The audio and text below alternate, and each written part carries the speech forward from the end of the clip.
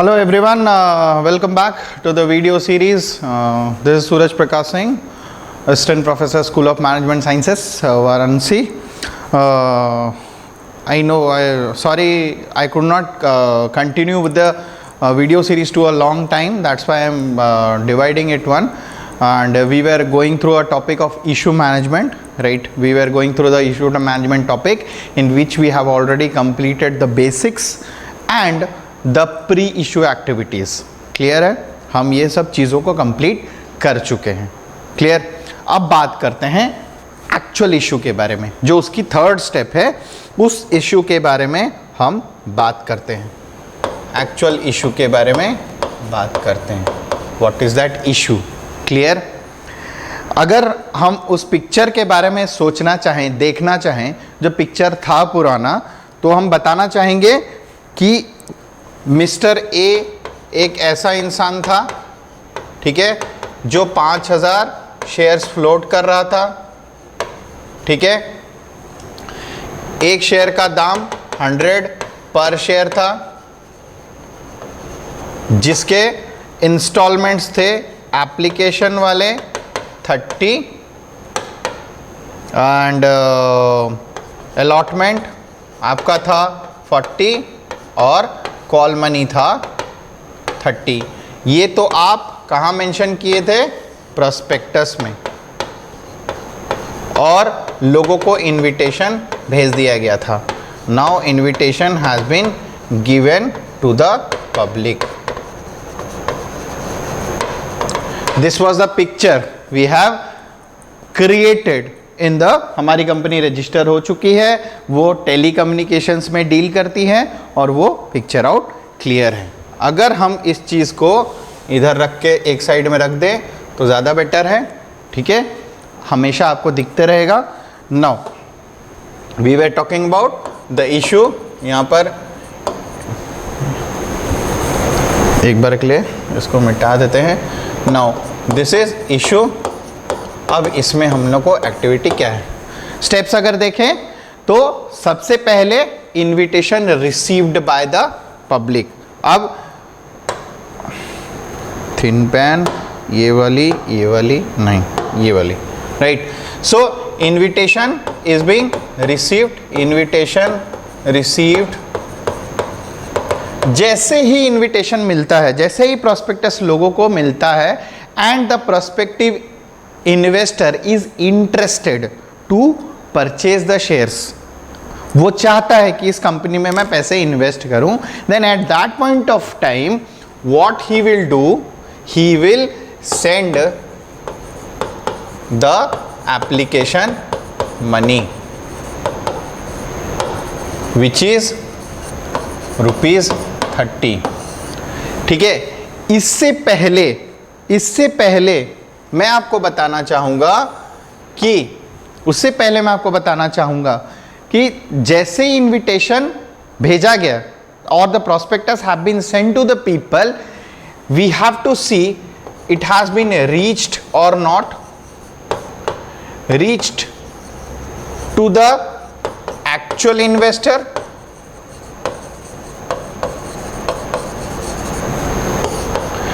Details are correct and send to the correct people.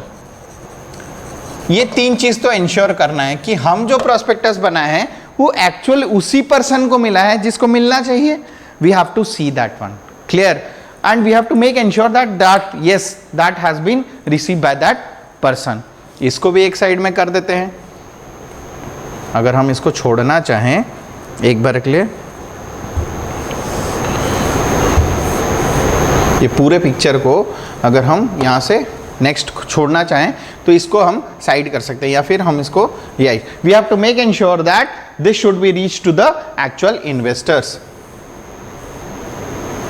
नहीं, ये picture को ऐसे ही यहीं पर रहने दीजिए और इसको हम एक बार के लिए मिटा देते हैं. ठीक है.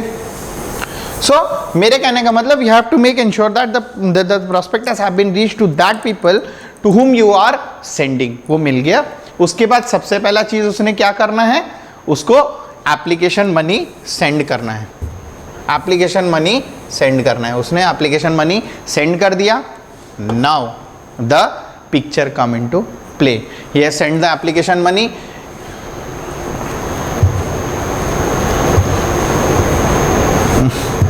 Just a sec. इसको भी एक तरह से साइड करके इधर रख देते हैं. क्लियर. अब नए पिक्चर पे आते हैं. Now the application has been received by the public और the A has received the public. अब ये जो एप्लीकेशन मनी वो भेजा था वो लेट से 500 शेयर्स के लिए भेजा था for 500 shares. Now for that 500 shares you have to or the company has to make allotment. मतलब वो इंटरेस्टेड कितना है 500 शेयर के लिए. एक शेयर का दाम अपन डिसाइड किए थे 100 रुपये.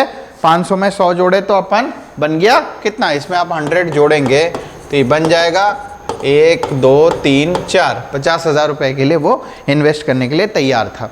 तो वो अलॉटमेंट मनी ऑलरेडी भेज चुका है. Sorry application money. Now the company will allot the shares. Now the company will allot the shares. Now ये चीज कहां पर आती है. मैं यहां पर और एक पिक्चर बनाना चाहूंगा कि अलॉटमेंट कैसी होती है. मान लीजिए वो फ्लोट कितना कर रहा है 5000 shares. This is floating share. Application मान लो मिला 5,000 शेयर के लिए तो 5,000 शेयर वालों को 5,000 ही मिलेंगे. एक टाइम ऐसा आएगा आपका कंपनी बहुत अच्छा प्रॉस्पेरिटी कर रही है and the company got the applications for 7,000 shares. अब उस समय क्या करेंगे. आप तो फ्लोट करें 5,000 शेयर्स एंड 7,000 शेयर्स आपके लिए एप्लीकेशन आए. Now it's your own decision that whether you have to refund that 2,000 people the money itself या फिर उनको प्रोपोर्शनेट अलॉटमेंट कर सकते हैं. What is that proportionate allotment. It is nothing but अगर कोई एक बंदा 3 शेयर के लिए अप्लाई किया इधर 2 करो उसको शेयर अलॉट कर दो. 1 शेयर करो. It's your own decision whether you have to refund or you have to make pro rata allotment. ये सब चीजें वहां पर होंगी. सो मान लीजिए सिचुएशन ये है कि 5,000 वालों को ये 5,000 हुआ यानी फुल अलॉटमेंट हुई है. यहां पर हमारे केस में this is full allotment. That means 5,000 shares वालों को 5,000 इशू है. तो यहां पर हमारा जो मिस्टर एक्स पर्सन है, लेट से मिस्टर एक्स पर्सन 500 शेयर्स के लिए उसको मिले कितने 500 शेयर्स. नाउ इसके नाम पर ये रजिस्टर्ड हो गया because he has sent the application money. This application money has been received and 500 shares for whom for what he has applied for is being given to that person. So जाहिर सी बात है हमारा जब instalment money जब ये 100 का था 30 40 और 30 ये तो उसने दे दिया है. अब शेयर अलॉट हो गए. नाउ यू आर बाउंड और यू आर व्हाट यू से. अब जैसे ही शेयर्स आपको अलॉट हो चुके हैं आपको नेक्स्ट इंस्टॉलमेंट पेमेंट करना पड़ेगा विच इज 40,000. पे ₹40,000 40 फॉर ईच शेयर. यानी ये जो पैसे हैं अब ये क्या ड्यू हो गए हैं. नाउ हम मान के चलते हैं ये स्टेप 1 स्टेप 2 मान के चलते हैं ये जो एक्स पर्सन है ही पेड दैट 40,000 और 40 रुपीज एक्स पर्सन उसे पे कर दिया. Clear. He has paid that amount. Right. Now this paid amount अब वो कितने शेयर्स के लिए हो गया 500 ऐसा वैसा. नेक्स्ट कुछ महीने बाद आफ्टर सम मंथ्स मैं आपको एक चीज बताना चाहूंगा कि हमेशा अलॉटमेंट और एप्लीकेशन के बीच में 15 दिन का गैप होना चाहिए मिनिमम ताकि उन्हें शेयर्स एंड अलॉटमेंट मनी दिया जा सके. और इनको कहा जाता है लास्ट वाले पेमेंट को इसको एप्लीकेशन कहा जाता है, इसको अलॉटमेंट और इसको कॉल मनी कहा जाता है. और अलॉटमेंट और कॉल मनी के बीच में हमेशा 1 महीने का गैप होना चाहिए. तो 1 महीने के अंदर हम नेक्स्ट इंस्टॉलमेंट मांगेंगे. कितनी अच्छी सुविधा वाली बात होती है कि लोगों को इंस्टॉलमेंट में पैसे मांगे जाते हैं, एक ही साथ नहीं मांगा जाता कि आप 100 शेयर्स के लिए टोटल पैसे दे दें. So it is very much convenient and easy for that people to what you say make payments for this one. So right now this he has already paid 70 rupees. Now call money is due. Now call money is due, that is rupees 30. अब due है, मान लीजिए वो payment कर दिया and that x paid x पे कर दिया वो 30 rupees. Clear? Now he has made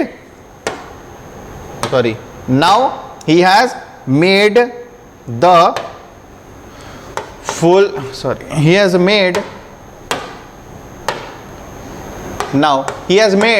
full payment. अब क्या किया है, उस x बंदे ने पूरा पेमेंट कर दिया है. Now when he has made or given all the installments, he is liable to get a share certificate. जब तक आप लास्ट इंस्टॉलमेंट पेमेंट नहीं कर देते हैं तब तक उस कंपनी के शेयर सर्टिफिकेट के आप हकदार नहीं होते हैं.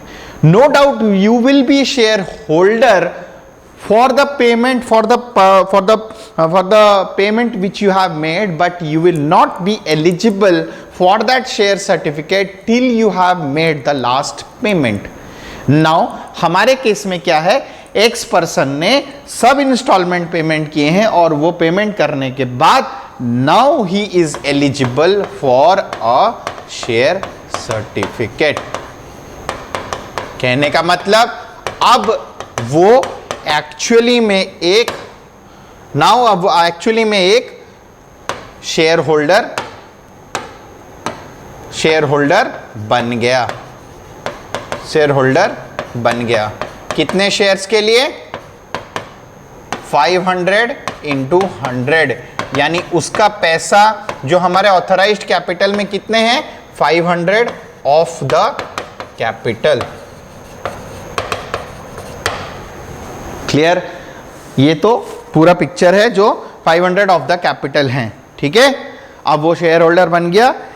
ये है, ये सब एक्टिविटीज जो होती हैं इसका एक्चुअल में डिटेल्स हम कंपनी अकाउंट्स में पढ़ते हैं. This is the overall gist और द समराइज्ड वर्जन, राइट. इसका एक्चुअल डिटेल्स क्या होता है, कैसे होता है, एंट्रीज क्या क्या पास किए, that is different thing. But this is the actual case which we are following in the issue market और इशू मैनेजमेंट में ये सब चीज देखी जाती है, इसको मैनेज किया जाता है.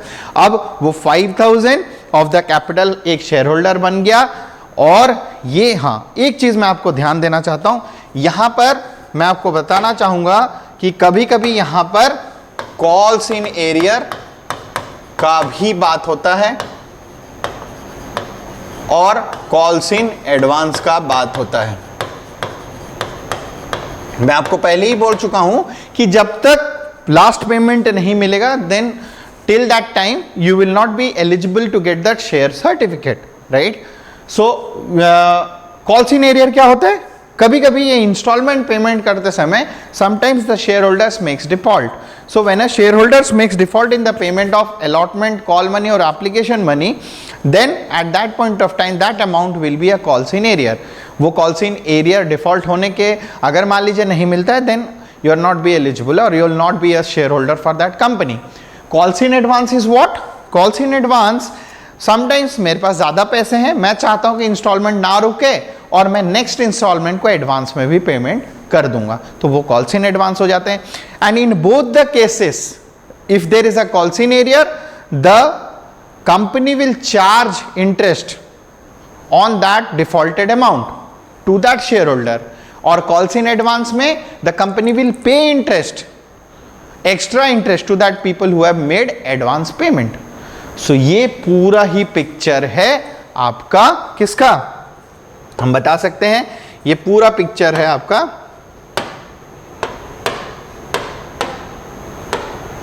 ये पूरा पिक्चर है एक्चुअल इशू का.